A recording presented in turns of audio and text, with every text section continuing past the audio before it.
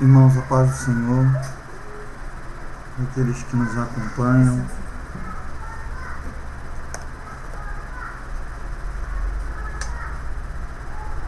Nós daremos continuidade ao nosso estudo do livro de Salmos. E nesta noite estaremos meditando no Salmo de número 49. Salmo de número 49. Nós vamos proceder com a nossa leitura, como de nosso costume, e os irmãos estejam nos acompanhando. Diz assim a palavra do Senhor: povos todos, escutai isto, dai ouvidos, moradores todos da terra. 2. Tanto plebeus como os de fina estirpe, todos juntamente, ricos e pobres. Os meus lábios falarão sabedoria, e o meu coração terá pensamentos judiciosos. Inclinarei os ouvidos a uma parábola, decifrarei o meu enigma ao som da harpa. Porque temerei eu nos dias maus, quando me cercar a iniquidade dos que armam ciladas. Dos que confiam nos seus bens e na sua muita riqueza se gloriam. Ao irmão, verdadeiramente, ninguém o pode remir, nem pagar por ele a Deus o seu resgate. Pois a redenção da alma deles é caríssima, e cessará a tentativa para sempre. Para que continue a viver perpetuamente e não veja a cova. Porque vê que os sábios morrem, que perecem igualmente o louco e o bruto, e deixam os outros os seus bens. O seu pensamento íntimo é que as suas casas serão perpétuas, e as suas moradas para todas as gerações.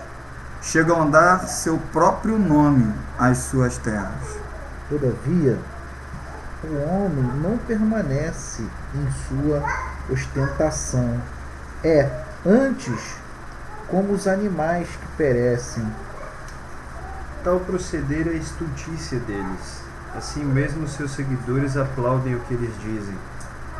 Como ovelhas são postos na sepultura, a morte é o seu pastor, eles descem diretamente para a cova, onde a sua formosura se consome. A sepultura é o lugar em que habitam. Mas Deus remirá a minha alma do poder da sepultura, pois me receberá. Não temas quando alguém se enriquecer, quando avultar a glória de sua casa. Pois, em morrendo, nada levará consigo. A sua glória não o acompanhará. Ainda que durante a vida ele se tenha lisonjeado, e ainda que o louvem quando faz o bem a si mesmo, irá ter com a geração de seus pais, os quais já não verão a luz.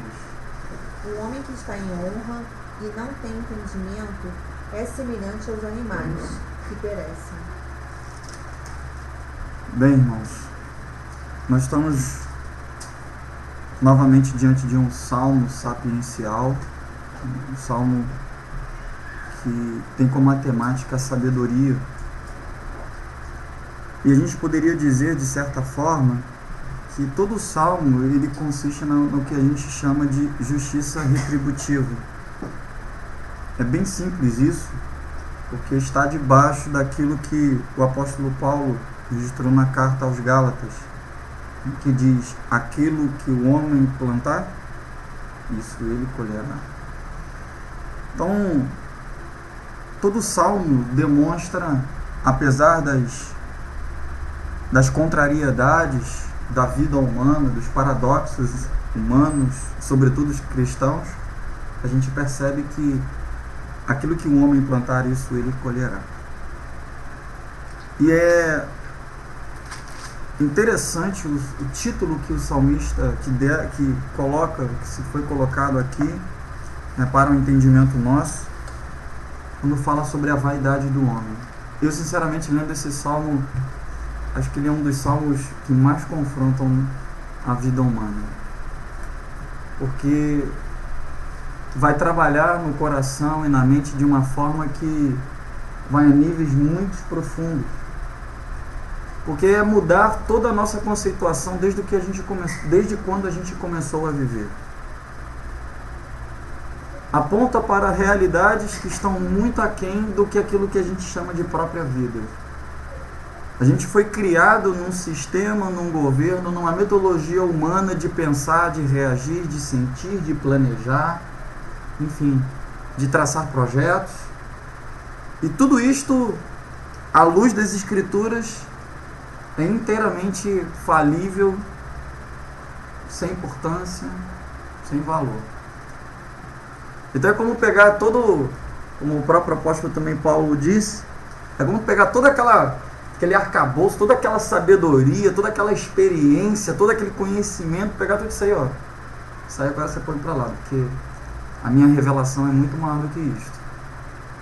Então acho que é um dos salmos mais confrontadores, exatamente por trazer esse embate. É mudar totalmente a nossa forma de pensar, de agir, de sentir, de planejar, enfim, até mesmo de viver, e por que não dizer de viver. E é interessante que de antemão o salmista propõe uma convocação, e nessa convocação ele chama pobres, ricos, tanto plebeus quanto aqueles que são de fina estirpe. Isso nos demonstra que o Evangelho do Reino de Deus é para todos.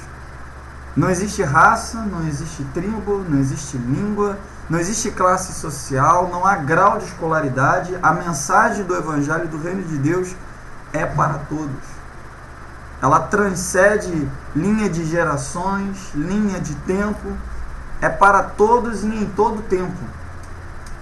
Diferente do que aquilo que se pensava, né, sobretudo nesta conceituação dos salmistas, né, do tempo do salmista, de que o Evangelho é para um grupo seleto de pessoas. O judaísmo era essencialmente para os judeus, a não ser que alguém se circuncidasse, aí sim viraria um judeu, né? Na verdade é o que eles chamam de prosélitos. Então, assim como havia outras religiões, se você não fosse da tribo, se você não nascesse naquela localidade, se você não compactuasse com alguns preceitos, você não tinha como fazer parte integrante daquela religião. Aquela religião era específica. E a gente vê que a mensagem do cristianismo, né, a palavra de Deus, ela transcendeu tudo isto. O Evangelho é para todos. Exatamente porque todos pecaram e todos carecem da glória de Deus. Não há um justo sequer. Não há quem procure o bem. Todos carecem de serem revestidos, né, do tabernáculo de Deus, que é Cristo, aquele que se fez carne e habitou entre nós. E é interessante também que, diante desta convocação universal para todos, ele lança uma palavra para atrair os ouvidos e a atenção daqueles que serão os seus ouvintes. E ele diz, olha, sejam atentos à sabedoria, e eu falarei em parábolas. E ele até usa uma coisa que não é muito comum, segundo alguns estudiosos, que seria decifrar o enigma, decifrar essa parábola ao som de uma harpa. Não é uma coisa comum. Quando o sábio se reunia para falar alguma coisa, havia um silêncio unânime e todos queriam ouvir atentamente o que aquele homem iria dizer. Porque o que aquele homem iria dizer seria como a mais preciosa pérola, como um ouro finíssimo. Era algo que viria a trazer uma profunda valorização na vida humana, sobretudo daquele que experimentou estas riquezas. Mas aqui o sábio, o salmista, ele diz que ele vai falar este enigma através de uma harpa. E tem um propósito para isto. Os irmãos devem lembrar que o saltério foi criado, né, para que a palavra de Deus fosse de fácil memorização. E a gente observa isso até hoje nos nossos dias. Quando a gente tem alguma canção, né, algum hino que fala conosco de uma maneira, né, específica, profunda, aquela palavra daquele hino fica, né, ressoando, né, o tempo todo na nossa mente. E aí quando acontece alguma coisa, está lá aquele hino lá.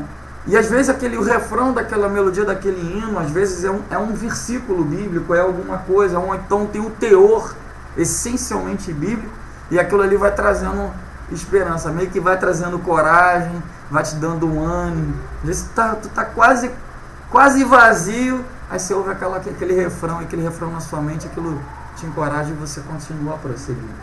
Então o saltério foi criado exatamente para isso. Para que a memorização fosse mais fácil. A musicalidade, as melodias têm essa particularidade de fazer com que a essência da palavra pudesse estar em todo tempo na mente e no coração.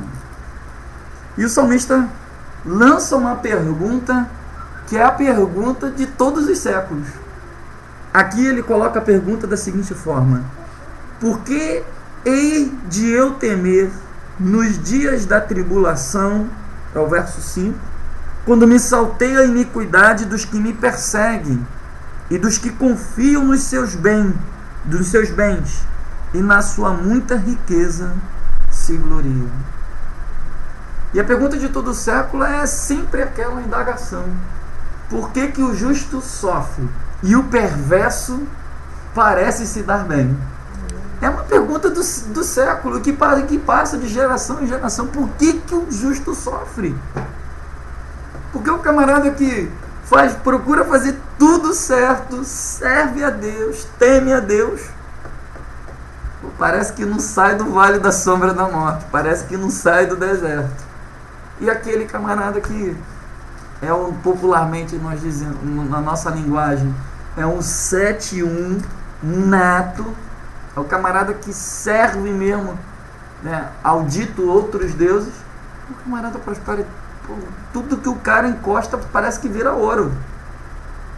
Se você não ficar ligado, parece que você está fazendo tudo errado, né? Exatamente. A gente está fazendo tudo errado, é possível, né? Exatamente. Surge uma das primeiras perguntas é essa: será que esse caminho é o certo mesmo? Tem que ter alguma coisa errada, tem alguma coisa diferente, não é o que deveria acontecer. E o salmista lança exatamente esta pergunta. Então, diante desta pergunta, o sábio, e a gente deve lembrar que o sábio é exatamente aquela pessoa que experimentou algumas realidades, e ele não vai falar daquilo que ele simplesmente conheceu como uma verdade cognitiva, mas sobretudo daquela realidade empírica dele, daquilo que ele viveu, daqueles embates da fé. É lindo quando a gente vê Abraão entregando Isaac, é lindo quando a gente vê Jó sendo restituído, né, dos seus filhos, de suas riquezas. É lindo a gente ver o apóstolo Paulo falando todas as coisas, tudo posso naquele que me fortalece. Mas o que antecedeu a história desses homens, a gente às vezes nem fala. Até Abraão chegar àquela realidade, qual foi o caminho que Abraão viveu? Até Paulo chegar àquela realidade, quais foram as realidades que Paulo teve que viver? Então, diante de todas essas realidades, o salmista que experimentou, e aqui na pessoa do sábio, que experimentou, então ele vai falar para o seu público aquilo que ele experimentou e o que seria então melhor fazer no sentido de viver uma vida apropriada, por assim dizer. Aliás, falando sobre essa terminologia sabedoria, Von Rad, que foi um teólogo no início da história, ele define sabedoria de duas formas. Eu achei muito interessante, eu escrevi aqui pra gente. Ele diz o seguinte: sabedoria é a essência da qual o homem precisa para uma vida apropriada. Sem essa essência, o homem não consegue viver uma vida equilibrada, uma vida que está nesse tempo, mas que não vive neste tempo. Uma vida que está aqui, mas na verdade está olhando para a sua pátria celestial. Uma vida que está em meio aos homens, mas teme a Deus em todo instante. E ele também diz que sabedoria é o conhecimento prático das leis da vida e do mundo, baseado exatamente na experiência. Então aquilo que ele experimentou, ele está falando.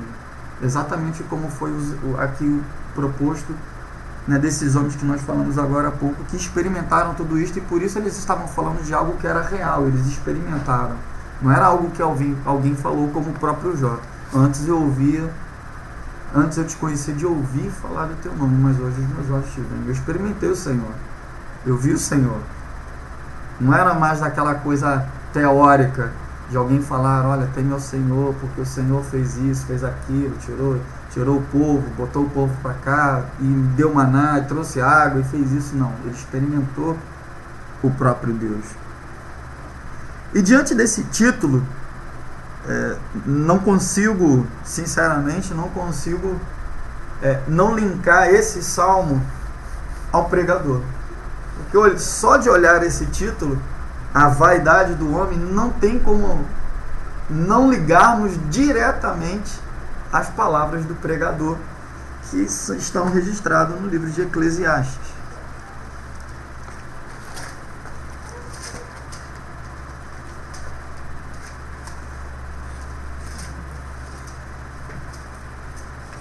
E o pregador demonstra claramente que, assim como o salmista que experimentou as realidades, é interessante nós vermos que em Provérbios e Jó, a gente observa os caminhos que esses homens seguiram, né, no registro dos livros, os caminhos que eles seguiram e os caminhos que deram certo. Os registros desses caminhos é que servem como ensino para nós. Já no livro de Eclesiastes, que também pertence à literatura sapiencial hebraica, a gente observa que o caminho do pregador em Eclesiastes, na verdade, são os caminhos que nós não devemos seguir. Porque o pregador já seguiu esse caminho e ele chegou a uma conclusão: não deu em nada.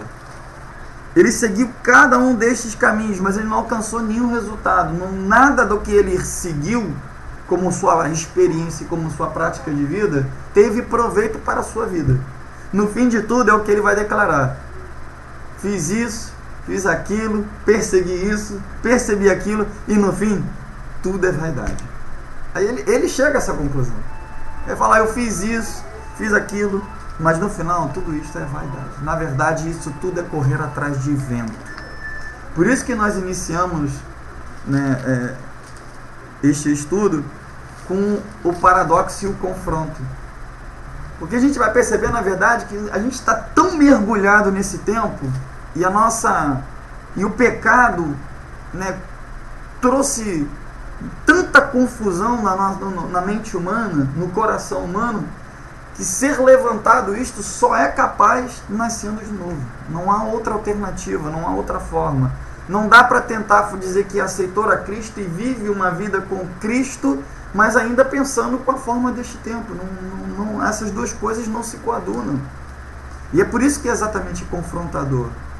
A gente sair do sistema que eu tenho que ter uma casa, tenho que pagar o imposto, tenho que ter um carro, tenho que ter um trabalho, tenho que fazer isso, tenho que fazer aquilo, tenho que dar o melhor colégio para minha filha, eu tenho que, poxa, quando minha esposa está grávida, eu tenho que preparar o melhor hospital, a melhor clínica médica, a melhor equipe médica. Gente, isso tudo, na verdade, é vaidade, porque o Filho de Deus nasceu numa manjedoura.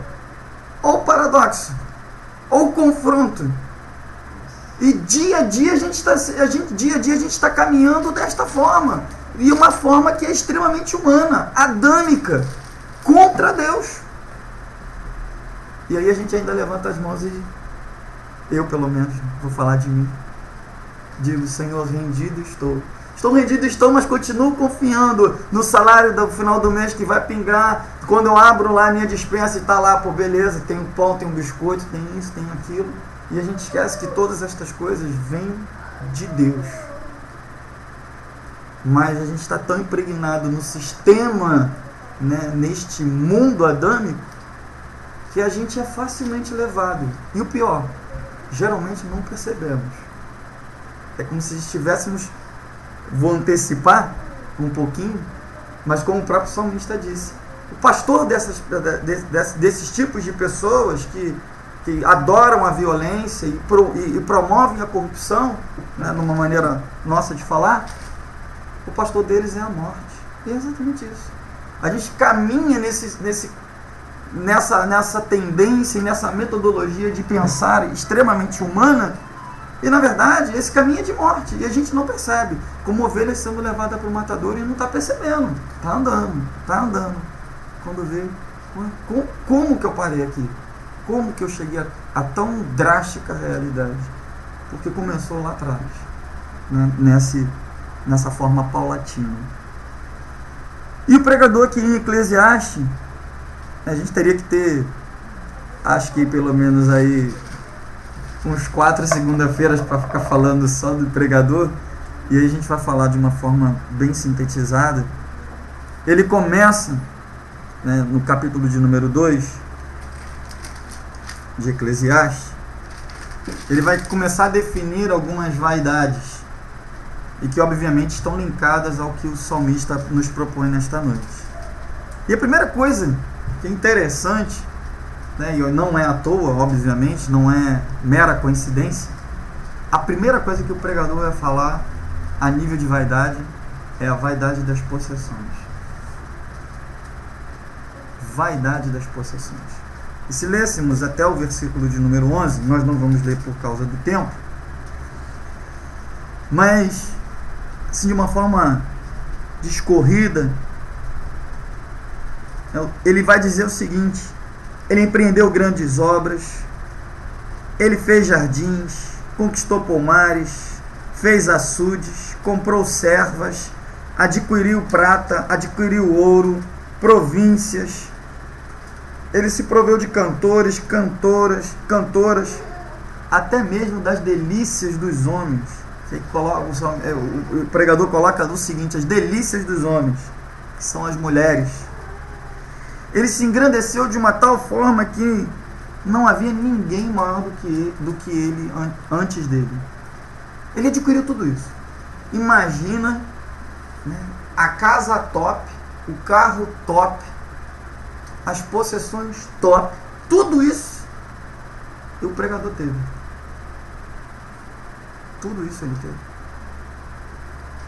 Tudo isso foi possível a ele. E ainda assim, ele pegou tudo isso, considerando as obras de suas mãos, e percebeu que isso não levou a lugar algum. E esse lugar algum, não quero me anteceder, mas vai apontar exatamente uma realidade final, que é o que depende de toda a vida humana. Nós vamos deixar para o final falar sobre isso. Mas ele percebe que, mesmo correndo atrás de todas estas coisas, isso não teve proveito algum.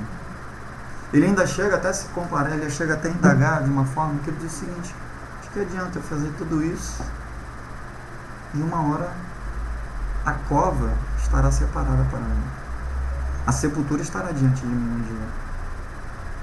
Eu não tenho como levar as riquezas para a cova. Eu não tenho como levar nada disso para o Sheol. Tudo isso que conquistei, tudo isso que fiz, e ainda que meu nome tenha sido sobremodo engrandecido, depois que eu morrer, acabou tudo. Acabou tudo. E o que mais me constrange, olhando essa perspectiva, é como a gente corre atrás dessas coisas. Como a gente corre atrás dessas coisas. Como a gente acha que precisa, necessita, a gente até coloca dessa forma para Deus. Nossa, eu necessito de um carro melhor, eu necessito de uma casa melhor, eu necessito de uma televisão melhor, eu necessito de um aparelho assim melhor, eu necessito de uma cadeira melhor, de um móvel melhor. Eu não estou falando aqui que ninguém vai ficar debaixo da ponte, não é isso, ninguém não estamos fazendo nenhuma apologia disto. Mas eu estou falando exatamente, o que estamos propondo aqui é exatamente aquilo que é supérfluo, mas nós queremos considerar e colocar diante de Deus como necessário.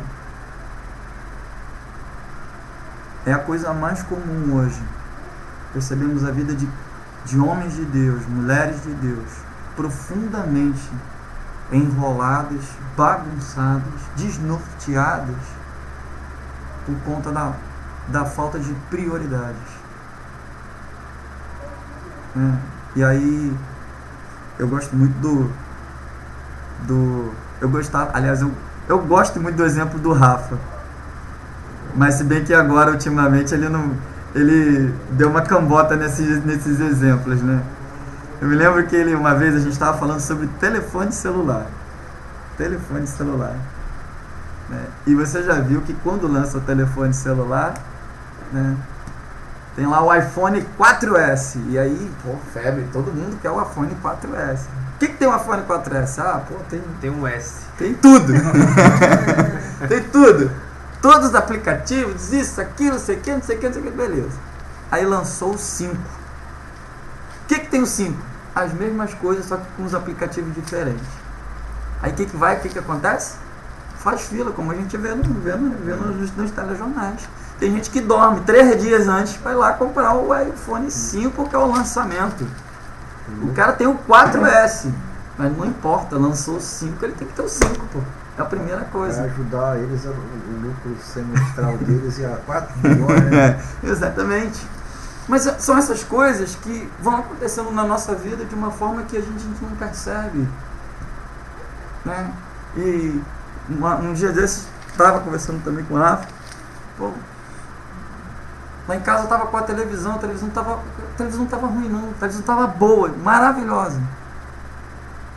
Mas você vê, né? Lançou televisão de LED 3D, Ultra Advanced de Master, não sei o que, blá, né? Agora com sensor, agora com sensor, é cada vez mais. Lembra de uma vez no ministério aqui do controle remoto? A gente está falando do controle remoto. Hoje não tem nem mais controle remoto. Daqui a pouco você não vai precisar nem falar, você só vai pensar, piscar o olho e o negócio vai aparecer o programa que tu quer, alguma coisa. Hoje já tem a televisãozinha, já tem as televisões smart.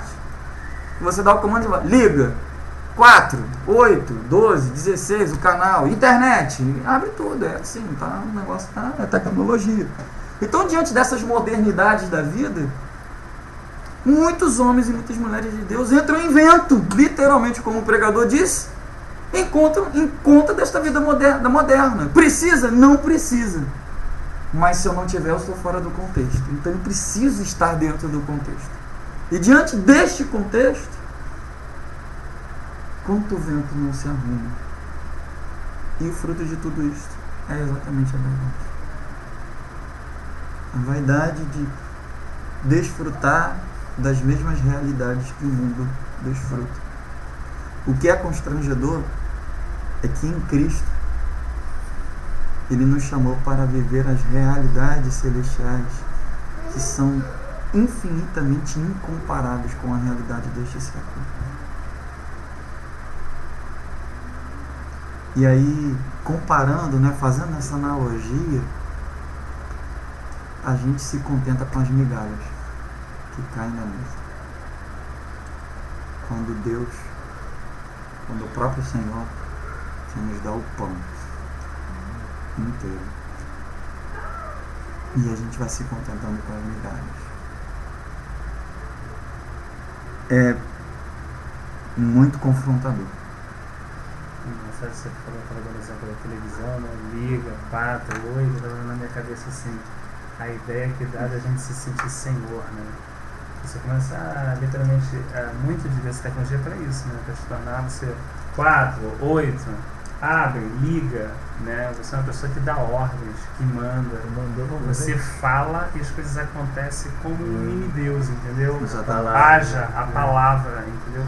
Então dá uma sensação como conviver com isso e ter um coração quebrantado, ensinável e orar. Fala assim, que o teu servo ouve, assim, é um disparate, né? Assim, porque leva a gente a um comportamento, mesmo imperceptível, né? Falando por mim, assim, leva a gente a um comportamento, um hábito, que é o mais difícil de você mudar em qualquer ser humano, é um hábito, é um comportamento. Então assim, isso vem todo dia, quando a gente senta, vê ou faz as coisas, a gente se habituar. Então como a gente se comporta assim o tempo todo, agora você vai parar para se comportar com Deus de outra forma, Não tem como, você vai querer chegar diante de Deus, liga, vem, agora, benção. Faça.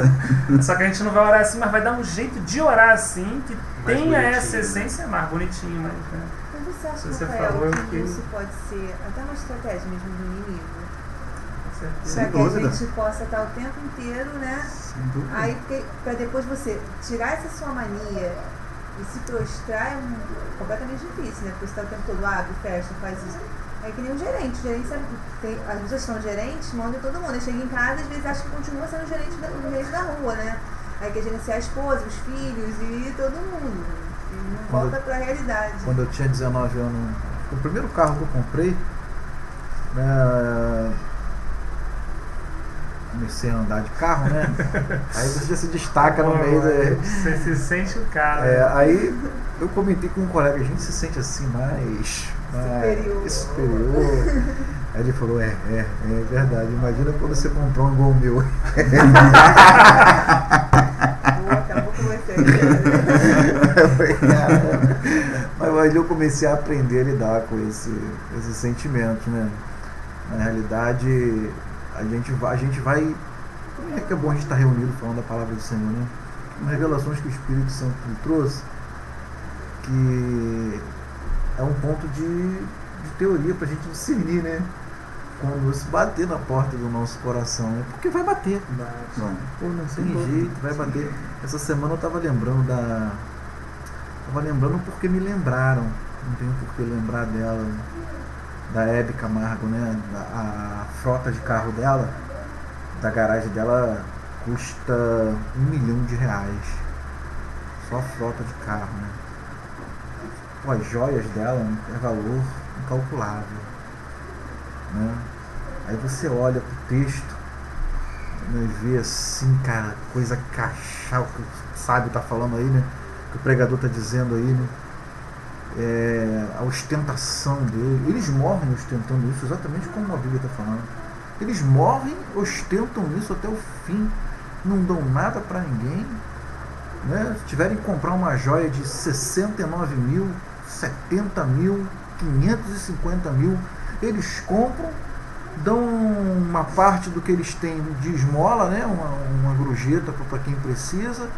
E quando são cobrados, eu faço doação com a instituição de caridade.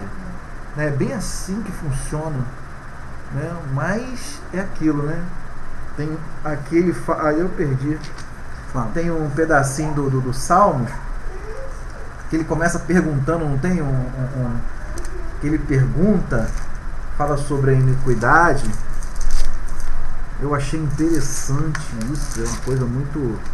Dos que confiam nos seus bens e na sua muita riqueza se gloriam. Aí ele vai. Antes disso. É porque temerei aos dias maus, quando me cercar a iniquidade dos que. Por que temerei aos dias maus? Né? Aí você vê aí um homem que não tem um coração simplesmente nas coisas da terra. Irmão, ele está no Senhor. Né? A diferença é essa, né? Não, o meu nome está escrito no livro da vida. Eu sou salvo, né? Eu vivo para Deus.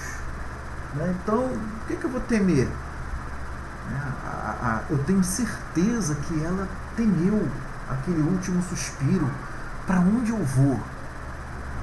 Ou aonde ela acordou, como o irmão falou, esqueço o nome, no Hades, não, no inferno mesmo, né? Esse é um pré-inferno, digamos assim, né? Um forninho, entendeu? Então, isso é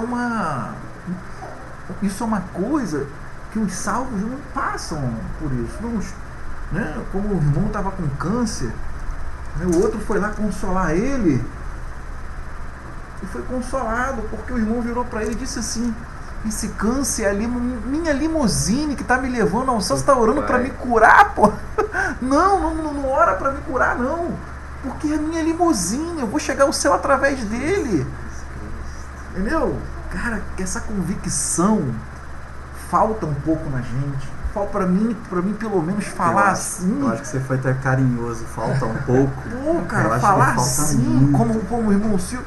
Não, eu vou para Jacarepaguá, vai para Jacarepaguá, essa bola vai trocar. Não, a minha casa tá lá no céu, irmão.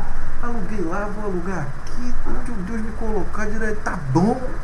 Sabe, você vê pessoas assim, cara, que ainda é real, né? Isso tá ficando escasso. Como o irmão tava falando aqui, o Roger, isso tá muito... Crente assim tá escasso.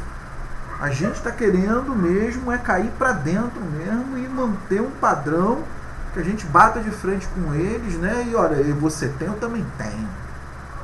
Tu tem 2 empregadas, eu tenho 3. Tu tem 2 carros, eu tenho 3. E o pior, a gente faz disso como uma testificação de uma realidade divina, como se tivesse, né, Deus está com ele. Deus, exatamente. Deus está comigo porque eu estou, olha aí, olha as minhas posses, olha as minhas coisas. E eles competem entre si para ver quem tem mais. Eu já até falei isso, né? Deus, eu preciso ter para mostrar que tu és Deus, Senhor. Porque é totalmente oposto daquele. Agora, você estava falando, né, se era uma artimanha inimiga, pelo menos assim na minha compreensão, não há dúvida de que é. Porque quanto mais se tem e se chega a esta realidade, mais o coração é independente, mais o coração é enrijecido. Haja vista a pessoa de Nabucodonosor, mesmo tendo visto todo o mover de Deus, a ponto dele falar o seguinte, quando teve que mandar Daniel para a cova dos leões, falava o seguinte: fala, Daniel, eu tenho que te mandar porque eu estou pressionado pelo sistema, mas eu creio de alguma forma que o teu Deus vai te tirar dessa. Ele já te tirou das outras, já fez tudo, eu já sei que vai te salvar, eu sei que ele vai dar um jeito. Mas foi o mesmo que resistiu a se curvar diante de Deus, a ter esta relação de dependência com Deus, porque o que ele falava acontecia, né? Falava, levanta a estátua era levantada, todo mundo de joelho, todo mundo se ajoelhava. Mas ele se curvar diante de Deus, não, porque ele mesmo falava, não existe ninguém na terra maior do que eu. Mas teve que ser levado a comer como um animal, a comer erva do campo, como um animal que perece, igual o salmista falou, para chegar a esta realidade de, não, na verdade, só existe um Deus. Só existe um Deus, só existe um Todo-Poderoso. E é nele que antecedi. Nele reside toda a vida. É nele. É ele quem levanta. Ele abate, ele levanta, ele abre, ele cura. Ele faz tudo. Ele faz o que quer, quando quer e da forma que quer. Só ele é Deus. Então, assumir essas posturas desse tempo é exatamente, né, só de uma forma análoga, mas se comparar com o Nabucodonosor, que vivem com a mente deste tempo. E o pregador não para por aí. Ele mergulha. Ele vai mergulhar muito, gente. Por isso que eu falei que não dá para nós garimparmos tudo nesta noite. Mas me chamou a atenção que diante deste quadro, né, que é o mais gritante, né, na questão da posse, porque é aquilo que a gente vê, apalpa, né, e segura, né, se eu tenho uma casa toda cercada, com circuito interno de TV, com microcâmera, com guarda, com cerca elétrica, com tudo que você pensar, eu estou seguro, eu estou vendo, está tudo aqui, está palpável, está patente aos meus olhos. Então, diante desta primeira vaidade, ele vai para uma outra vaidade, que geralmente, como nós seres humanos somos sempre radicais, e essa que é a realidade, né, uma hora a gente quer viver inteiramente para o céu, né? E aí a gente vai beirar o que os irmãos tessalonicenses aconteceram, né? Não precisa trabalhar, não precisa fazer nada, vamos subir para o monte e ficar olhando para o céu, porque o Senhor virá. A gente é assim, uma hora está assim, outra hora não, temos que trabalhar o tempo todo, temos que fazer o tempo todo, temos que fazer o tempo todo. Então a gente sempre está nesses extremos. Por isso que a vida, se é que a gente pode dizer de segredo, né, não é segredo, na falta de uma palavra mais propícia, mas o segredo do cristianismo é exatamente a vida equilibrada. Não é nem o muito e nem o pouco. E a gente sempre está... As nossas maiores lutas é exatamente por causa disso. A gente está sempre na beira dos extremos. A definição da sabedoria. Definição da sabedoria. E aí a segunda coisa que o pregador vem batendo é exatamente o seguinte: se um lado a gente tem as posses, o outro lado é exatamente a sabedoria. Porque se a gente não sabe lidar com as posses, a primeira coisa que a gente vai falar: Senhor, então me dá a sabedoria. E aí a gente vai correr atrás da sabedoria como um bem maior. E é exatamente isso que o pregador vai dizer. E aí ele vai dizer o seguinte, verso 13, no mesmo capítulo 2. Então vi que a sabedoria é mais proveitosa do que a estutícia, a loucura. Quanto a luz traz mais proveito do que as trevas, isso é óbvio. O verso 15. Pelo que disse eu comigo, como acontece ao estulto, ou seja, o que procede loucamente, assim me sucede a mim. Por que, pois, busquei eu mais a sabedoria? Então disse a mim mesmo que também isso era vaidade. Pois tanto do sábio como do estulto, a memória não durará para sempre. Pois passados alguns dias, tudo cai no esquecimento. Morre o sábio, e da mesma sorte o estulto. Pelo que aborreci a vida, pois me foi penosa a obra que se faz debaixo do sol. Sim, tudo é vaidade e correr atrás do vento. Então é como se pegássemos a vaidade e fizéssemos dela o centro da nossa vida. E definíssemos como a vaidade pudesse ser aquela que vai dar o norte e resolver todas as questões complexas da nossa vida. E é interessante que ele observa aqui e colocou de uma forma bem esclarecida que tanto o sábio, o mais sábio e o mais louco, ambos morrerão. Um dia chegará a morte. E o mais interessante, um dia o nome de ambos será esquecido, cairá no esquecimento. E você vê o paradoxo, mais uma vez cristão aí. O pregador, que tudo nos indica, Salomão, o homem mais sábio que viveu na face da terra. E quando a gente olha esse homem, o mais sábio da terra, qual foi o final qual é o relato final da sua história? Qual é o relato final da sua história? Drástico. Você vê que nenhum homem dotado de toda a sabedoria é capaz de agradar a Deus. Porque ele mesmo com toda a sua sabedoria andou como o mais louco, a ponto de confiar naquilo que o seu reino poderia lhe oferecer, a ponto de se aliançar infinitamente. São as mulheres que ele adquiriu. E é óbvio, só relembrando, que essas mulheres foram provenientes dos acordos políticos. Soaria assim a gente olhar assim a grosso modo e falar assim: o reino teve paz de Salomão. Foi um reino de paz, por isso que ele pôde construir o templo. Mas você vê que até mesmo na sabedoria dele, se Deus já tinha profetizado, falado por meio de Davi, que o reino teria paz, então o que deveria fazer Salomão? Acreditar que o Senhor estabeleceria a paz, porque ele é o príncipe da paz. Mas não, na sua sabedoria, deixa eu fazer um acordo. Vou fazer um acordo com o Egito. O Egito não vai mais nos atacar. O Egito não vai querer atacar. Vamos fazer um acordo com a Síria, porque a Síria também não vai atacar a gente. Então, a paz, por assim dizer, foi ratificada por causa desses acordos. Não deveria ser ratificada, porque aquilo que Deus fala se cumpre. Mas ele usou a sua sabedoria para dizer que o reino teve paz. Para, de alguma forma, ele confirmar no seu coração: não, o reino tem paz. Pode ficar tranquilo que o Egito não vai entrar aqui. O Egito não vai querer entrar aqui. Mas se esqueceu que para fazer isso, estava lá, uma egípcia, prestando culto dentro de Jerusalém. Você vê que não adiantou, né? Deus levantou os inimigos contra o próprio reinado dele, né? Que foi o Ben-Hadad, né? Ben-Hadad, no finalzinho, né? mesmo ele articulando isso, afinal as coisas ainda não deram certo. Não adianta. Depois que o pecado, né? Não adiantou, Como adquiriu todas aquelas mulheres, adquiriu tudo aquilo, né?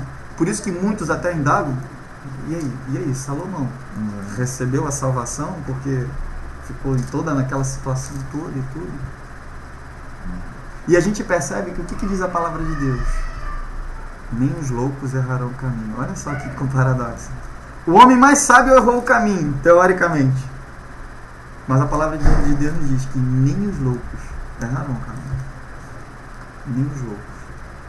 Então a gente observa que fazer dessa sabedoria como uma excelência de vida para nós, como se, na verdade, como o Rafa estava falando, né, sobre essa questão de a gente não pede a Deus daquela forma, né?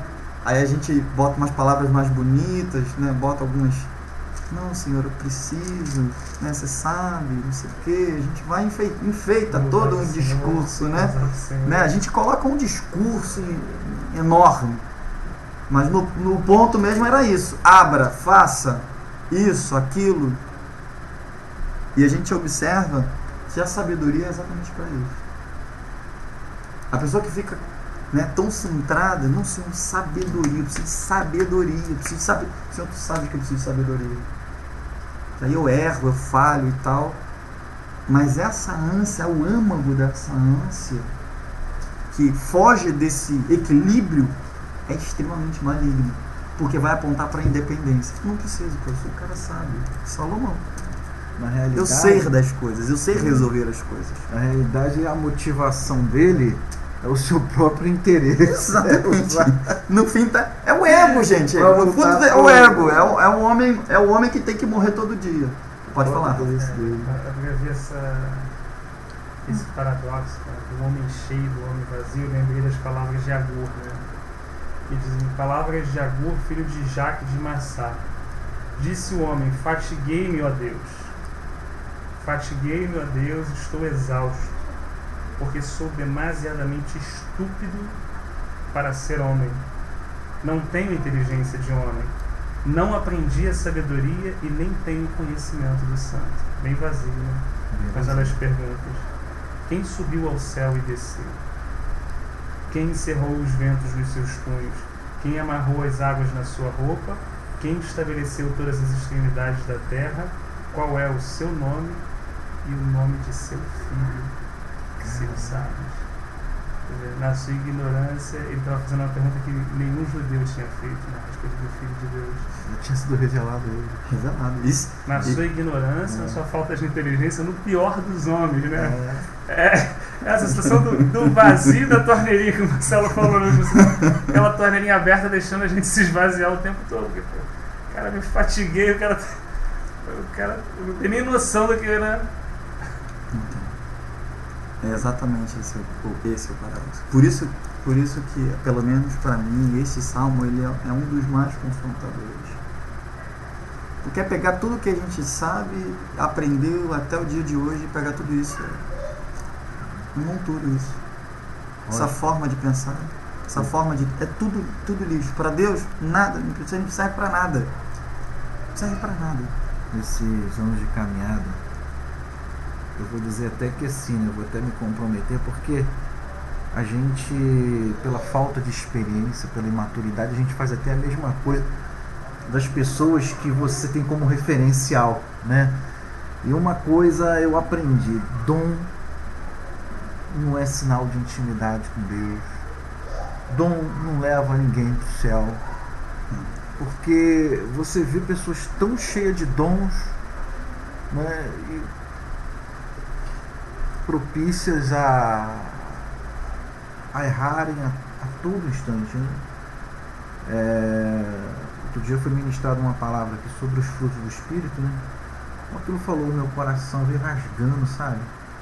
Como é importante a gente focar naquilo que realmente vai trazer salvação para o nosso coração, vai trazer salvação para a nossa vida, vai nos trazer vida eterna, que é uma vida realmente transformada, vivendo aquele referencial, né? aquele norte ali dos frutos do Espírito, um sinal, né? Estou dentro, estou fora, Eu vejo como a palavra de Deus assim. Então, dom não leva ninguém ao céu, né? A gente tem que botar isso na cabeça, não viver pelo dom, pra gente não cair nesse extremo. Nesse extremo, eu vejo pessoas abençoadíssimas, pessoas, você olha para elas assim, mas você vê que é dom puro. Elas têm o dom para sustentar a sua própria vida financeira. Eu trouxe um irmão até aqui em casa mesmo, e ele já, sabe, aquela coisa aquela sedução, porque ele tem o dom, você tem até que pagar para ele. Hoje o dom está muito, eu não estou querendo mudar, não, mas Sim, né, você vê pessoas hoje muito interessadas em se evidenciar próprio dom. Né? Isso aí a gente tem que, né, tomar cuidado, abrir o olho, porque o próprio sábio fala, né, pra gente não ficar no extremo, buscar o próprio equilíbrio, né? É verdade. Posso aproveitar uma Claro. deixa só para não... Claro. Você falou primeiro da parte material, depois do saber, né? A parte da material, eu lembrei de um texto muito interessante que diz assim: porque nada temos trazido para o mundo, o pregador diz, né? Nem coisa alguma podemos levar dele. Tendo sustento e com que nos vestir, estejamos contentes. Ora, os que querem ficar ricos caem em tentação e cilada, e em muitas concupiscências insensatas e perniciosas, as quais afogam os homens na ruína e na perdição. Porque o amor do dinheiro é a raiz de todos os males, e alguns nessa cobiça se desviaram da fé e a si mesmo se atormentaram com muitas dores. Né? E o texto de Lucas que diz assim... Esse aí está escrito onde? Esse está em 1 Timóteo 6, né? 7. E diz assim, que eu achei interessante. Nesse ponto, um homem que... Esse é em Lucas 12, né? Nesse ponto, um homem que estava no meio da multidão lhe falou: Mestre, ordena meu irmão que reparta comigo a herança. Mas Jesus lhe respondeu: Homem, quem me constituiu juiz ou partidor entre vós? Então lhe recomendou: Tende cuidado e guardai-vos de toda e qualquer avareza, porque a vida de um homem não consiste na abundância de bens que ele possui. Né? E o texto da sabedoria, eu me lembrei de Paulo dizendo assim, você falou da sabedoria, né? Uhum. O saber ensoberbece, mas o amor edifica. Né? Assim, como é que... Realmente o pregador já estava lá atrás. O pregador já estava dando o caminho da cara, né? Pois é, exatamente isso, né? Ele seguiu um caminho e falou: ó, por aqui não vai por aqui, porque você não vai. Que vai babar. tu não vai se sair bem. Não vem porque você não vai se sair bem. Não é o caminho ideal. Muito proveitoso.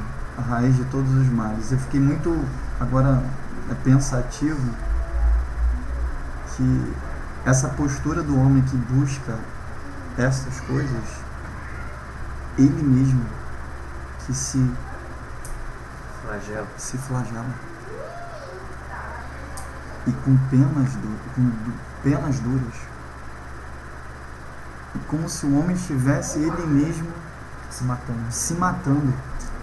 Na realidade, quando o homem busca isso, eu acho que é a falta da presença de Deus na vida da pessoa. Porque o ser humano não busca de algo, para preencher o vazio do coração. E ele busca esse tipo de coisa. Sempre para preencher o vazio do coração e nunca vai ser preenchido. Aí sempre vai comprando as coisas, ou com comida, ou sempre está querendo preencher um vazio que só Deus pode preencher. Detalhe, ou pode ter fracasso, né? Ou pode não chegar a lugar nenhum e começar a se prostituir, né? Para conseguir... Aí no né? final acabando chega nesse ponto. Até perder a vida, como diz o texto. Perdi minha vida inteira, se ainda der tempo, né? Exatamente. Porque geralmente o que acontece é a morte. Porque a gente está, na verdade, tudo isso aqui a gente está olhando no aspecto da vida humana, no seu decorrer da vida. Mas tudo isso está ligado ao quê? É aquela alma. E aí, como o inimigo é sagaz e sabemos disso, o maior interesse em ceifar a alma. Por isso que muitos não têm a oportunidade.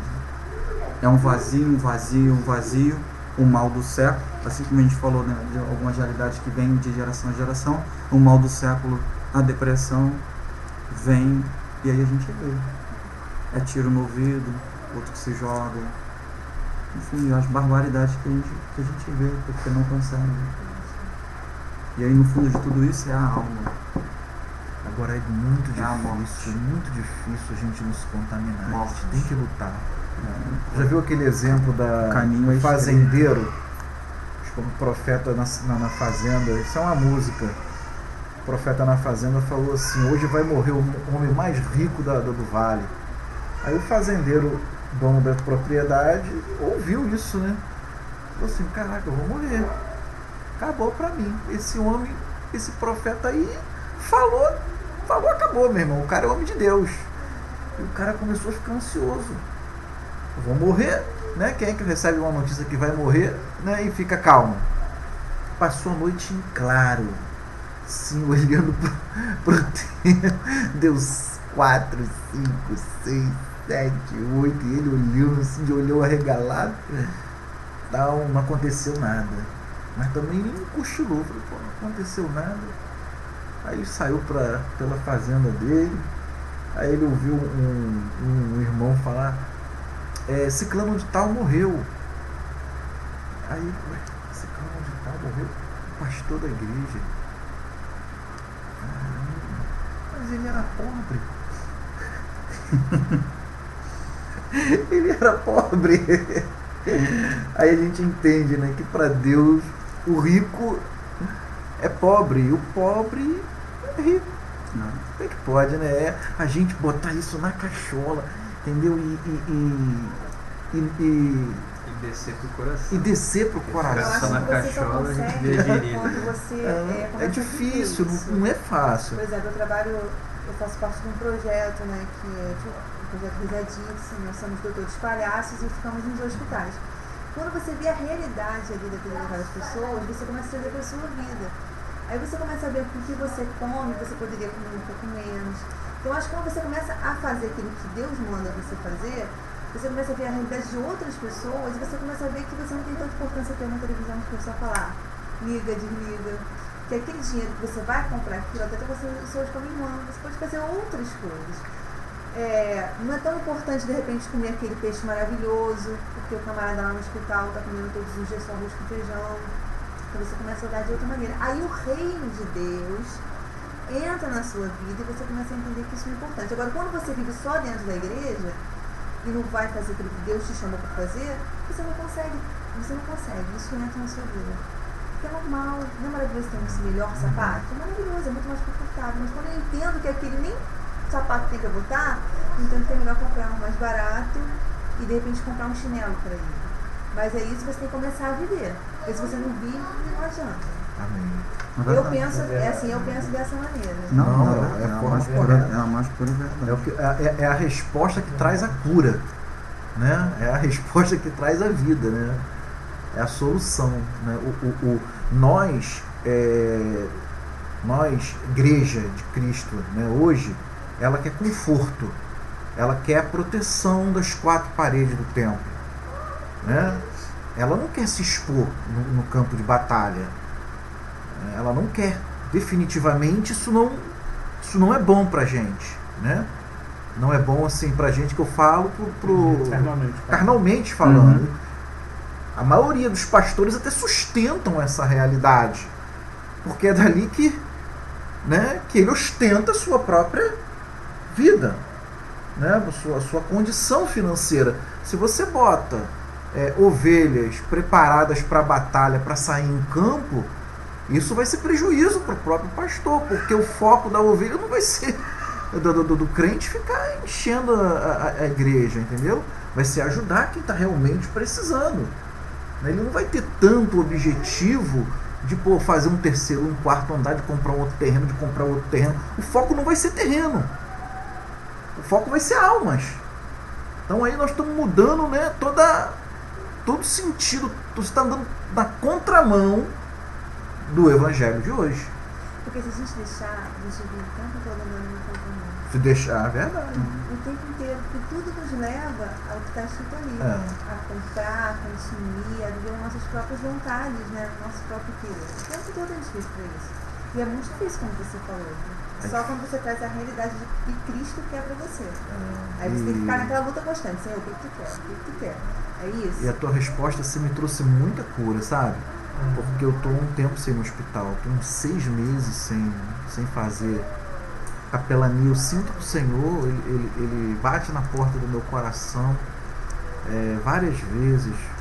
Vai ajudar, volta para o hospital. Não é hospital, hospitais. Né? Não é um que eu quero você em vários. Eu tenho prazer. Né? Quanto a minha motivação muitas vezes é de não ir, o Senhor não vai, que eu vou te respaldar. Né? Eu resisto, eu estou lutando. Né? Aí em contrapartida a gente sente o sabor dessa insatisfação, desse desejo desenfreado, né? Porque você só está experimentando comidas, né? que reforçam esse homem interior, né? Que quer essas coisas. Na realidade a gente tem que matar ele de fome, né? E sustentar e alimentar o homem que está obedecendo, né? Que está dentro da vontade de Deus. É esse que tem que ser sustentado, é esse que tem que ser cuidado, né? E a gente só faz isso mesmo realmente obedecendo, indo, né? Experimentando, fazendo. Foi o que você falou. Para mim foi muito, muito proveitoso.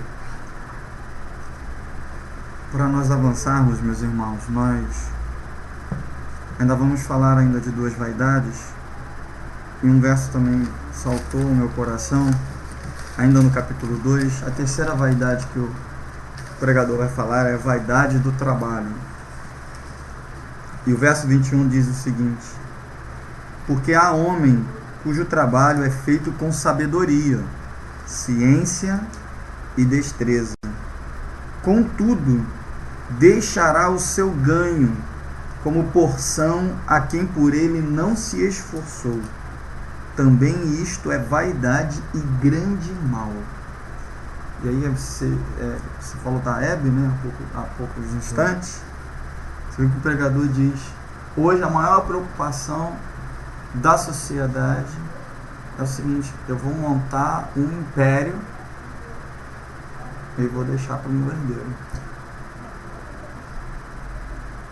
E olha que no caso aí da Hebe, o que a gente mais vê é que, ainda que seja essa, a gente não sonda o coração, obviamente, mas ainda que seja essa a proposição, quando há a morte da pessoa, a primeira coisa que ocorre, não leva muito tempo, gente, é rápido, é briga pela herança. Não, isso é meu, isso aquilo é teu, não, mas esse é meu, isso aqui eu... A gente sempre vê, é sempre briga por herança e geralmente com término na justiça, para se resolver o assunto. Porque há uma profunda ganância, que é o grande mal. E como o texto diz, Senhor, manda dividir. Até com manda dividir. Manda dividir. Tá no meio da pregação, manda dividir. E como o texto disse, né, o desejo pela riqueza é grande mal, como o texto falou. O texto de Timóteo nos falou nesta noite. Então, na verdade, você percebe que esse é a maneira e a forma de pensar deste século. Quando, na verdade, a forma celestial de se pensar é o seguinte: não é a herança, não é o dinheiro, não é a casa, não é o carro, mas o legado que cada um de nós, como pais, deixamos para os nossos filhos. E que legado é esse? A herança celestial. Esse é o legado. E a gente percebe que isso até no meio cristão, o legado, esse não é o legado que está sendo promovido e priorizado. Não. Está sendo priorizado, olha, serve o Senhor que você vai ter casa, serve o Senhor que você vai ter comida, serve o Senhor que você vai ter carro, ou vai ter bens. E quando na verdade, se Deus quiser dar o carro, glória a Deus, isso é graça de Deus. A gente já vai ler já sobre isso. É benfeitoria de Deus. E é por isso que o próprio Senhor diz aos seus discípulos né, quando eles voltam daquela missão dos 70, né, e Senhor, a gente botou a mão, curou, botou, fez, aconteceu, o demônio saiu correndo, saíram batido, né? E, enfim, aí dentro, apesar da Bíblia não descrever desta forma, a gente poderia colocar assim, várias outras coisas, né? Fomos bem recebidos, comemos bem e tal, aquela coisa toda, e o Senhor dá aquela bem resposta, aquela assim, seca, né? Chega até congelar no coração, chega a gelar a alma. Olha só, vocês foram, mas acho que vocês não entenderam nada ainda. Não vos alegreis, porque os espíritos lhes são submetidos. Não vos alegreis, porque os enfermos, vocês podem botar a mão e os enfermos foram curados, mas alegreis, porque o vosso nome está escrito no livro da vida. É herança celestial. E herança celestial. E este é o legado que nós devemos deixar para o próximo, para aqueles que vêm depois da gente. Senão vai acontecer o que aconteceu com os juízes. Desde o tempo de Moisés, desde Moisés, quando subiu ao monte. Desde Moisés ainda vivo, advertindo o povo. Olha, leia o livro de 7 em 7 anos, leia toda a congregação, ensina, fale com o pai para ensinar o seu filho, na beira andando no caminho, sentando, dormindo, levantando.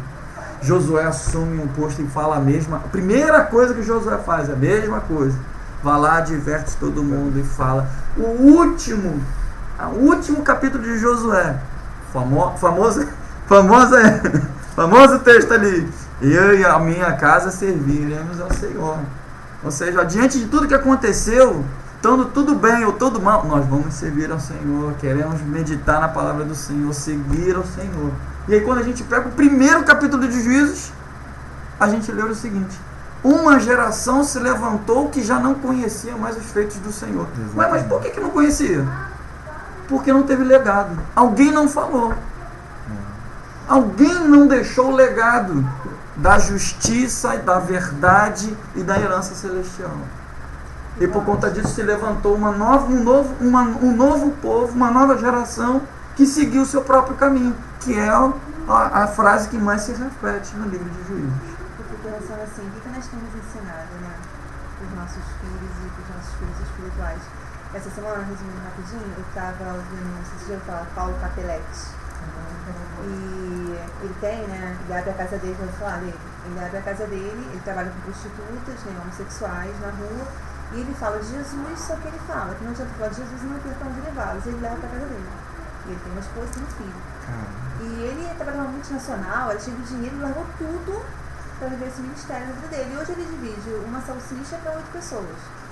Essa é a vida dele. Aí o repórter, né, e ele tem amor pelas vidas, e ele fala, a gente tem que aprender a esperar o tempo do Senhor. Porque às vezes a gente leva para a igreja, a gente quer que a prostituta no outro dia já esteja vestida como santa, e não é. E a gente tem que aprender que é o Espírito Santo que modifica a vida da pessoa, você só é um canal. E o repórter perguntando para o filho dele, e é isso que eu quero para a minha vida hoje. Isso me impactou muito. E o repórter pergunta para ele assim, o garotinho de 10 anos, você não fica triste de você não ter uma blusa de marca, um tênis de marca, ter um brinquedo maneirão? Porque na realidade ele divide a cama dele com uns drogados, por quê? Nunca vi na vida, quem entra lá fica um mês e às vezes o cara se desvia e vai embora. E ele falou assim, não fico triste não, mas você não sente falta dessas coisas? Não, porque eu vejo que o mais importante é essas vidas serem mudadas, serem transformadas. Mas é por quê? Porque Deus mudou a vida do pai dele, e o pai dele mostra todos os dias isso, que é o mais importante no filho dele. E tu vê que esse garoto vai crescer dessa maneira. E assim, ele fica assim, meu Deus, é muito louco. Imagina, tu vai pra tua casa, muito drogado, tu nunca viu na vida, deixa tua esposa ali no meio daquela galera. Entende por que nós falamos que é muito confrontador? O que a gente tem pegado com nossos filhos? Porque de repente meu filho, não tem filho, mas de repente meu filho, ele entender que é melhor ter um relógio de marca, um tênis maneirão, do que de repente viver. Ou então é melhor estudar pra caraca. Então estudar não é importante não, mas de repente é melhor estudar pra caraca pra ter o melhor emprego. Exatamente, mas é isso que a gente está falando. De repente é melhor a criança saber que a prioridade são as vidas, né? Exatamente. E de repente vai tudo contra a mão. Cara, sempre vai contra a mão. Não dá tempo. Sabe por que não dá tempo, meu irmão? Sabe por quê? porque a gente trabalha tanto que não tem nem tempo para fazer isso. Hoje os pais não têm nem tempo para Eu isso. fiquei assim, muito caraca, meu Deus, a gente vai ficar tudo errado. Que é exatamente a vaidade do trabalho, como o pregador está colocando. A gente coloca na mente da criança que precisa de estudar para ser melhor no mercado de trabalho. Enquanto é importante, mas a prioridade não é essa. Não é essa. A prioridade é totalmente outra.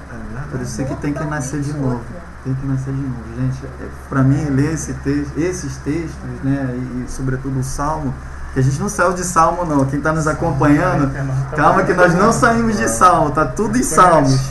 Tá tudo em Salmos. E para mim foi assim, muito confrontador. Porque não é só a questão de estar na igreja, não estou fazendo nada errado, né, não firo ninguém e tal, estou temendo a Deus, estou servindo a Deus, estou levando as minhas ofertas para a casa de Deus. Não é, a questão não é essa, porque vai muito mais além do que isso. Este aí, como disse o Senhor na sua época, até o fariseu, o escriba, o saduceu faz. Pô, isso aí qualquer um faz. Esta realidade do reino é que é diferente. Porque ela carrega a vida. Ela carrega a vida. E a gente viveu uma experiência, e Rafa, algum tempo atrás, aliás, há um bom tempo atrás, já tem pelo menos uns 8 anos, aí, uns 7, 8 anos. Dar esmola é fácil. Dar esmola até o ímpio dá, gente.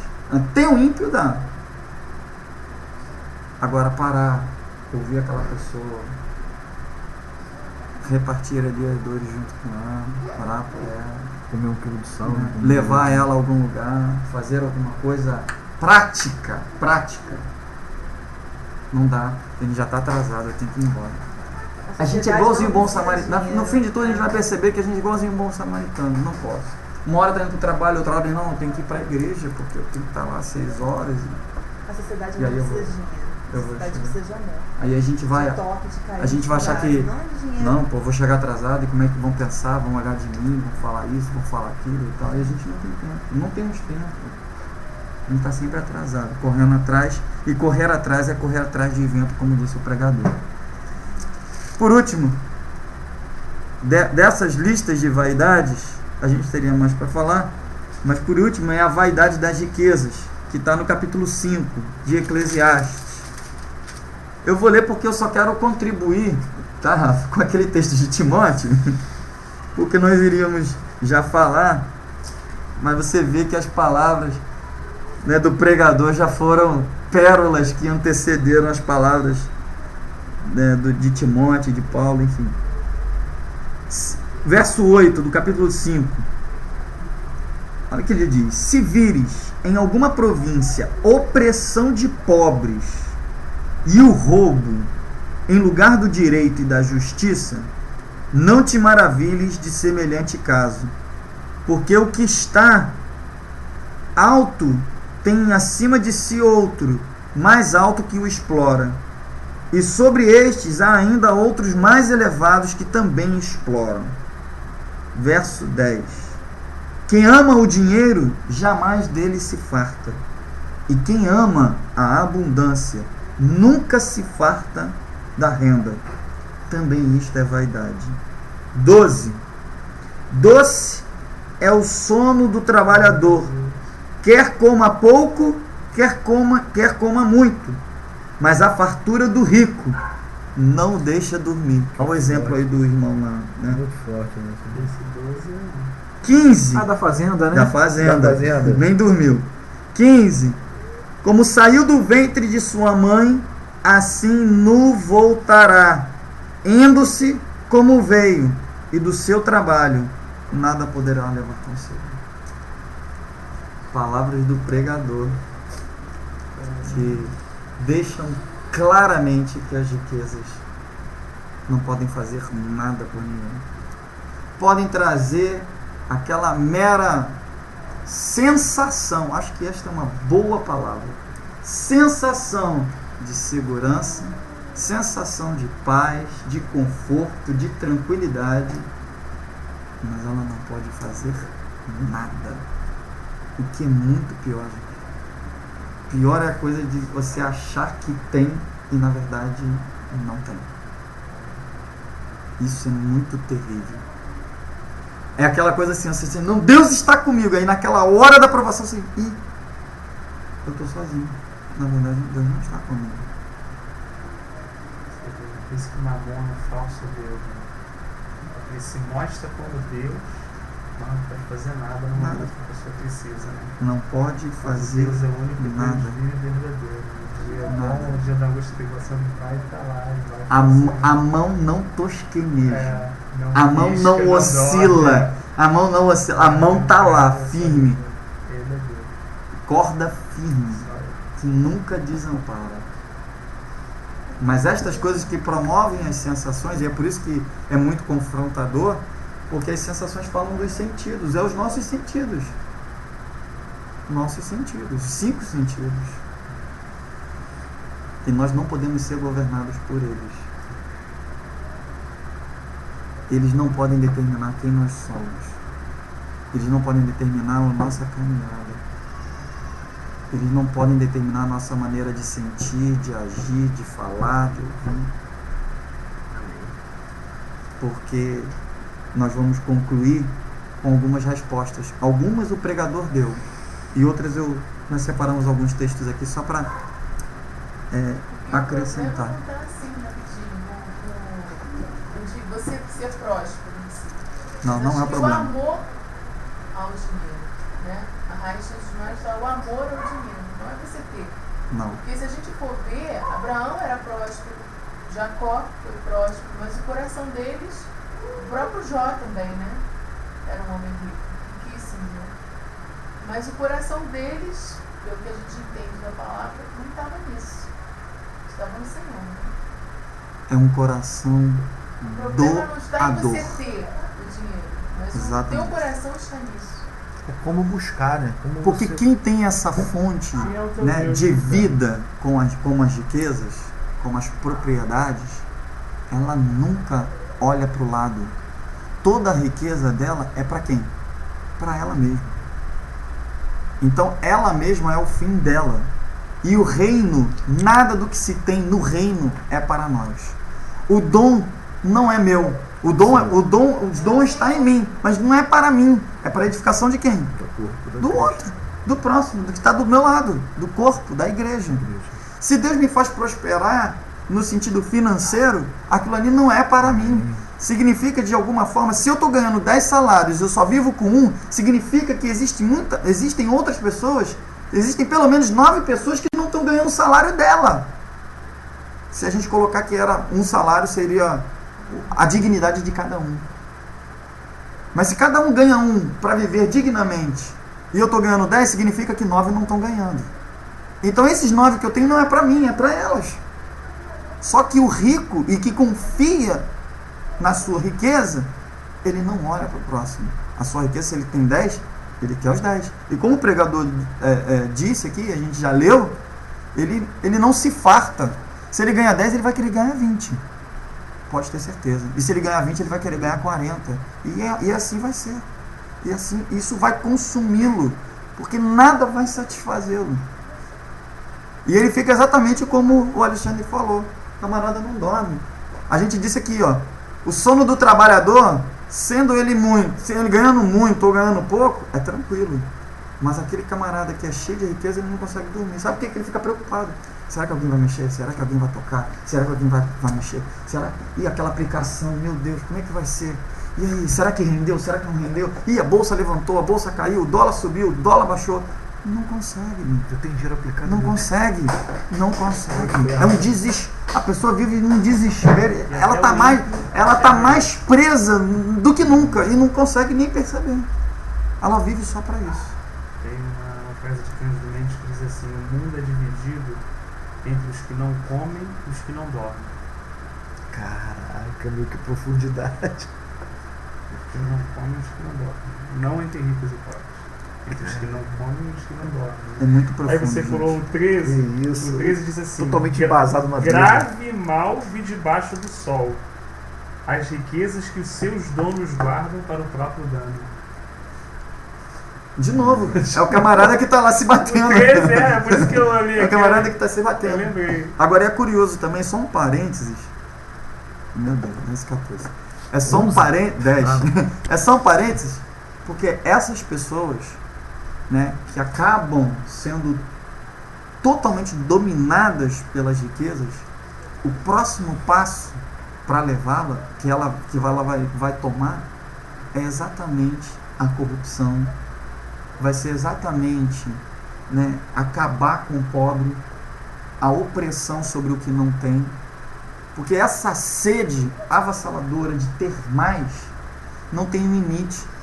Esse ter mais não é simplesmente trabalhar mais honestamente, porque só trabalhar mais honestamente não vai trazer aquilo que ele quer, que ele acha que precisa. Então ele vai começar a sonegar, ele vai começar a corromper, ele vai começar a oprimir. E era o que acontecia em Israel, aqui no cenário do salmista. E é por isso que os profetas eram limitados. Ai daqueles que dizem que o bem é mal e o mal é bem.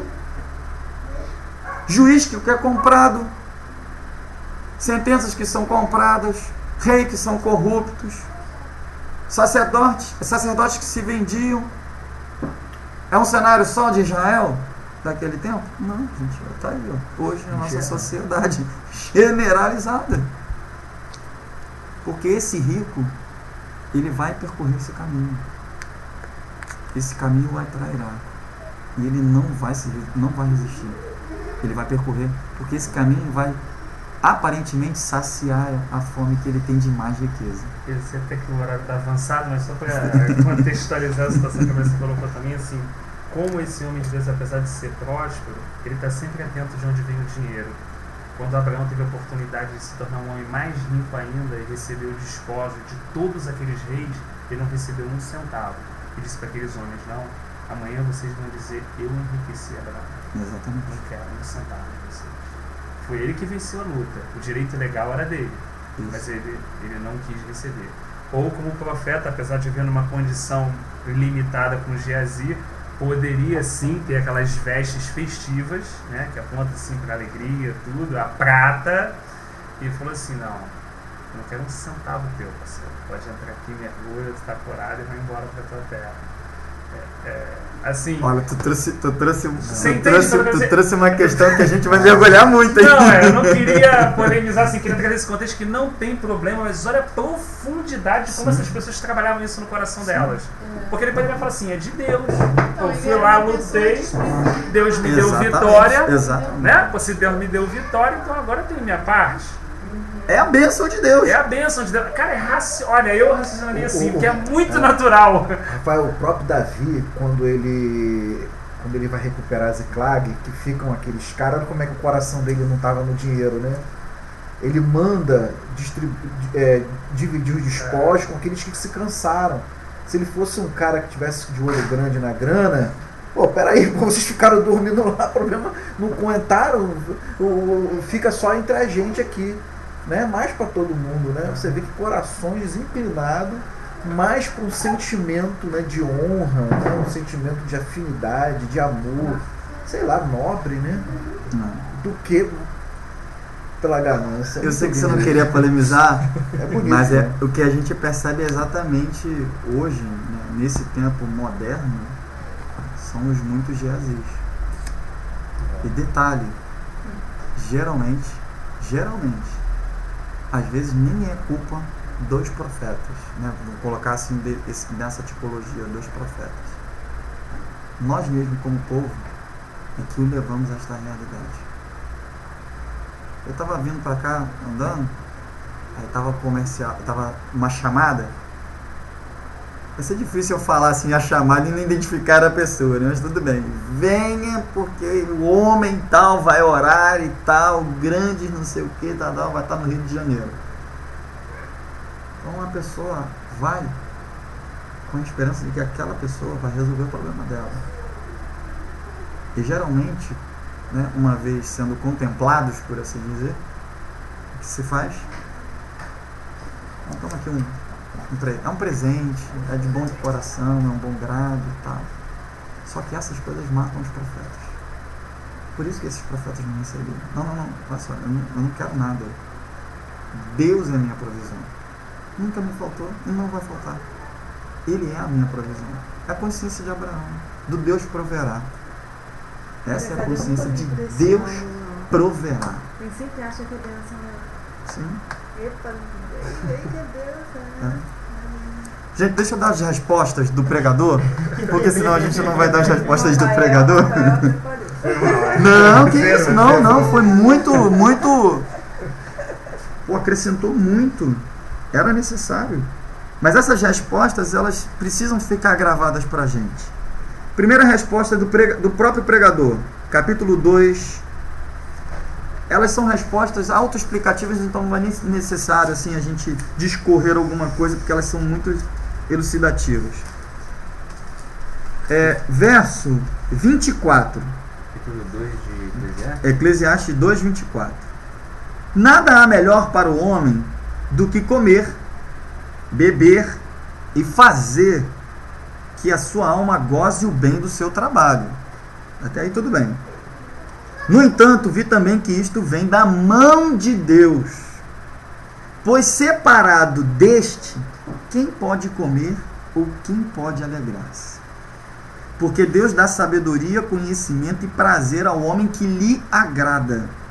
Mas ao pecador dá trabalho, para que ele ajunte e amontoe, a fim de dar àquele que agrada a Deus. Olha só o que o pregador diz, gente. Então não há nada de errado no trabalho equilibrado, no gozar a vida, né, daquilo do fruto do seu trabalho, do comer, do alegrar-se. Mas ele coloca a seguinte pergunta: dá para alguém fazer isso sem vir da mão de Deus? E se tentar fazer isso na próprio esforço, na força do braço, pode esse homem se alegrar? Pode esse homem desfrutar da mesma regalia e da realidade daquele que recebe da mão de Deus? Porque quem dá é Deus. É Deus que dá o trabalho. É Deus que dá o recurso. É Deus que dá a saúde. Então o pregador, para mim, já deixa assim de forma bem clara de quem é a origem de tudo. No fim de tudo, o que o pregador está propondo para nós é exatamente isso. Olha só, tem a origem, tem a fonte. Vamos então na fonte. É isso que o pregador está propondo. Então, fica muito claro aqui nesses versos quem é a fonte. Capítulo 5. Vamos voltar ao capítulo 5. Também a outra resposta do pregador. 5, 19. Olha o que ele diz.